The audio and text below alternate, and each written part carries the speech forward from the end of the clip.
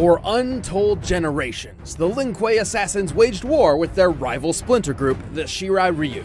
Desperate to claim victory in the bloody conflict, the Lin Kuei resorted to drastic means of recruitment for able-bodied soldiers, no matter what age they were.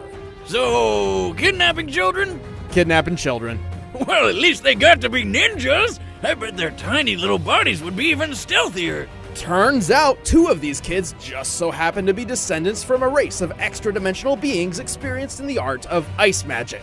Their names were Bi-Han and Kuai Liang. With the Lin Kuei's training, these brothers became cold-blooded assassins and the finest warriors in the clan. And whether it started as a joke or he just thought it was badass, Bi-Han adopted a brand new name, Sub-Zero.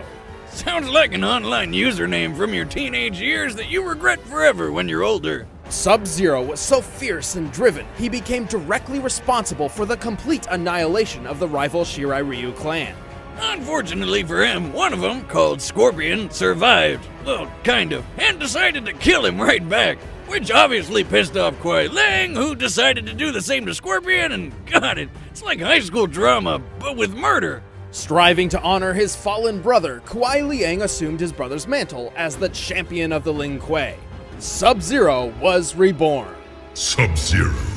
This new Sub-Zero is a master of Shotokan Karate and Dragon Kung Fu, and enhances his martial arts with his deadly cryomantic abilities. Subby can freeze the moisture in the air to do tons of stuff. He can make his own personal slip and slide, perfect for surprise attacks. He can form all sorts of weapons out of thin air, like daggers, swords, or even ice hammers. But best of all, the dude can make ice so cold, it instantly freezes anybody who touches it. This can be achieved through Sub-Zero's Ice Blast projectile, or the Ice Clone technique, both of which completely immobilize his opponent for devastating follow-up attacks.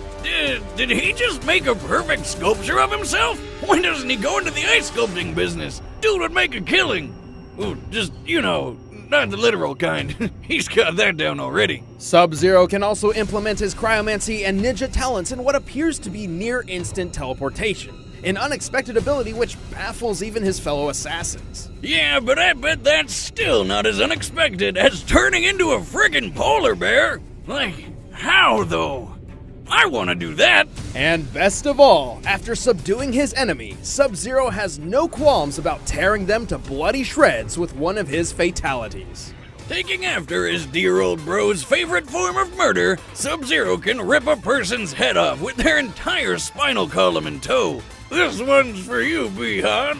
If he's feeling particularly nasty, Sub-Zero will toy with his opponent. He'll encase their lower half in ice and force them to watch helplessly as he tears them in half. Or for a quick death, he'll put them in a deep freeze that shatters like glass. At most, it takes Sub-Zero approximately 4 seconds to freeze a person in place, which in real-world physics is completely impossible. To induce full-body frostbite in that time, he would have to lower the surrounding temperature to negative 6.5 million degrees Fahrenheit. That's a stupid amount of cold. 13,000 times colder than absolute zero, to be exact, making it a temperature which literally cannot exist. And yet still not as cold as my ex-wife's heart. Ha! Anyway, Sub-Zero has more than earned his reputation as one of the most fearsome fighters in the Mortal Kombat universe. He's strong enough to break titanium statues with a single chop, quick enough to dodge an oncoming rocket, and he defeated some of the best warriors across multiple dimensions, like the lizard dude Reptile and Taven the half-god, who single-handedly defeated dozens of Lin Kuei assassins. He's beaten his rival for life Scorpion several times, and even took on Batman? Through sheer willpower, he survived injuries no normal person could walk away from, like getting torched in the face by a flamethrower, or being double impaled through the torso, and then torched again. Whoa, that's a lot of blood!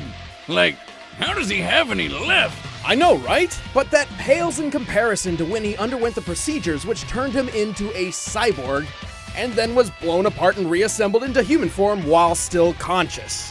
Damn, what a tough son of a bitch! But don't overestimate him. Although Sub-Zero keeps company with powerful spirits, undead wraiths, and immortal gods, he's not one of them.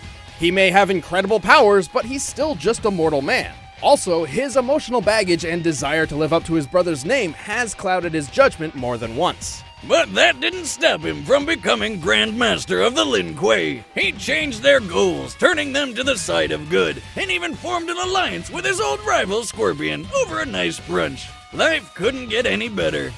And then they found dragons! Shirai Ryu, dog. Lin Kuei scum! Death is more honor than you deserve.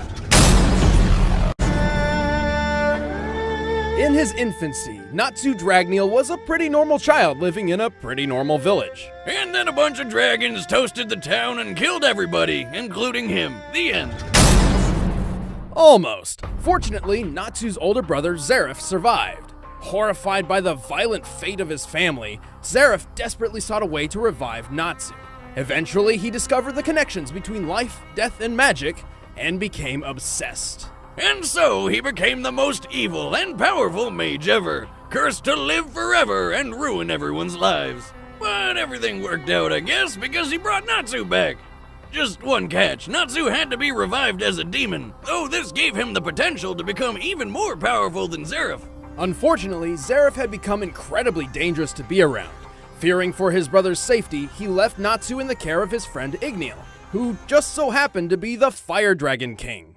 Natsu got adopted by a freaking dragon. Kinda weird since the dragon killed him in the first place and his family, but whatever. Dragon Dad ended up teaching little Natsu Dragon Slayer magic, a school of mystical martial arts developed specifically to kill dragons. Wait, man, it's really back and forth with these dragons, isn't it? Regardless, Igneel eagerly accepted his role as adoptive father. He taught Natsu how to read, write, and fight. But then when Natsu came of age, Igneel suddenly sent him through a time machine and poof! Before he knew it, Natsu was trapped 400 years in the future and abandoned by the only father figure he ever really knew. I know that feel, little buddy. I know that feel. Of course, it was all part of Igneel's plan to save the world, but at the time Natsu didn't know that. Fortunately, it wasn't long before he found a new home and family among the mercenaries of the Fairy Tail Guild. Yeah, turns out being a demon trained by a goddamn dragon made Natsu pretty effective as a bounty hunter. Natsu possesses superhuman speed, impressive strength, and unbelievable durability. He has superior senses such as sight and smell, along with a mastery of hand-to-hand combat skills. Mix all that up with his Fire Dragon Slayer magic and you got one fiery cocktail that'll knock just about anybody on their ass. As the name suggests, Fire Dragon Slayer magic revolves around conjuring and manipulating fire. A prime example would be Natsu's signature move, the Fire Dragon's Roar. Where he literally shoots fire from his mouth. Or he can engulf his hand in flames for the devastating Fire Dragon's Iron Fist. You know, we're gonna be saying fire a lot this episode. Yep. Natsu has well over 24 different ways to incorporate fire into his martial arts, but his real strength comes from a move nobody ever really expects. Yeah. He eats fire. Like all mages in the fairy tale world, Natsu has a limited pool of magic, but consuming fire actually replenishes it. Not only that, he can consume a few different types of elemental magic as well, including lightning. Talk about a shocking appetite. And because this is anime, eating lightning gives Natsu access to an all-new form, Lightning Fire Dragon. With this, Natsu's abilities are enhanced with electricity, giving him a brand new element of power. To increase his fire abilities, Natsu can enter Dragon Force. This greatly increases his Dragon Slayer magic and physical prowess, bringing Natsu closer to the strength of a full-grown dragon. He's even starting to look like a dragon now. You think that's like an awful traumatic reminder when he looks at himself? But when his Dragon Slayer abilities aren't enough, Natsu enters his strongest mode yet, Fire Dragon King mode. In this form, Natsu has access to techniques only the most powerful of dragons could wield, such as the Demolition Fist and the Fire Dragon King's Roar. At his strongest, he could wipe out exactly 973 soldiers all at once and create massive explosions so big they could wipe out a whole town. Natsu's raw power is extraordinary, both magically and physically. He's strong enough to lift an enormous stone slab several times larger than himself. Comparing this stone to Natsu's height and compensating for the density of the stone, it's likely this block weighs about 135 tons. Talk about never skipping arm day. He's also fast. He's fought in multiple battles where he's moved faster than the eye can see, putting him well over 9,000 miles per hour. And when fighting opponents even faster than him, Natsu has used his keen observational skills and indomitable willpower to predict their moves and defeat them. He's pretty clever in battle, which is surprising given how headstrong and stubborn he can be. Like any real fighter, Natsu prioritizes offense over defense, running in guns or, arms blazing. Except this impulsive approach to fighting often leaves massive amounts of collateral damage in his wake. Remember how we mentioned his firepower could wipe out a whole town?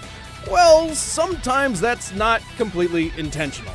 In fact, this hasty attitude may be his greatest weakness. Nah, his greatest weakness is how easily he gets motion sick. Put him on a moving car or boat and he'll be hurling in a matter of seconds. That flying cat following him around should start carrying vomit bags. Yeah, that's one of the stranger downsides of Dragon Slayer magic. Natsu's dragon-like senses can overload his semicircular canals, creating a feeling similar to vertigo.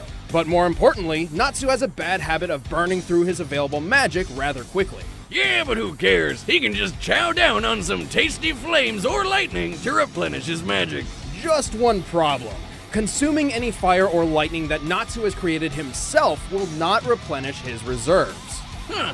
Oh well, Natsu's still a badass. He really is the Fairy Tale Guild's trump card for whenever things go south. And he continues to fulfill his old dragon dad's wish of making the world a safer place by setting it on fire.